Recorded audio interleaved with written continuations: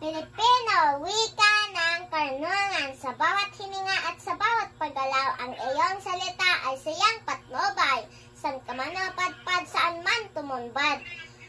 Ang wikang gamit mo ay walang katulad. Saan man sa mundo, sa timog ihlaga, mga Pilipino ay nakikilala.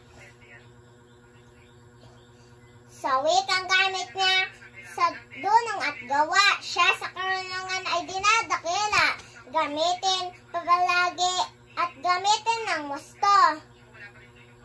Wikang Pilipino na sinasambit mo, ipagmalaki at ibandila sa mundo. Ikaw ay natuto dahil sa wika mo. Ikaw ay lumago dahil ito'y ginamit mo. Sa pakikipagkapwa, naging gabay ito.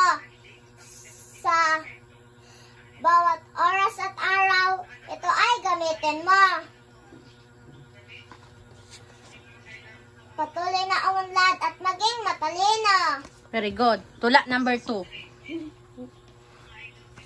Wikang pambansa, wikang panlahat. Luzon, Visayas, pati na sa Mindanao. Tuwing Agosto'y sabay-sabay humihiyaw.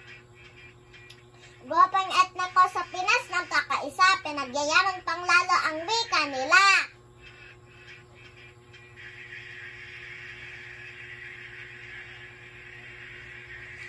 Ilocano, Bisaya, maging ang tausog. Sa wikang gito, Pilipinas ay busog.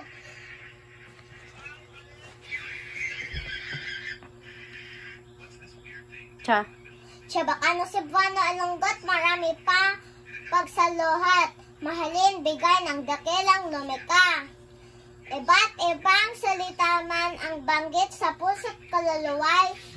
Iisa lang ang gamit, buong pagmamahal. Itong ipagpunyagi, kayamanan ng buhay, dugo at lahi. Mayamang kultura, kanyang sinasanawin, na kulay na tradisyon, ipinamamahagi din. Wikang pambansa ay wikang panlahat. Gamitin ng tama at paglingkuran ng tapat. Ikaw pa pala. Ikaw pa pala, sige. Sa gisag ng kalayaan, sandigan ng katapatan.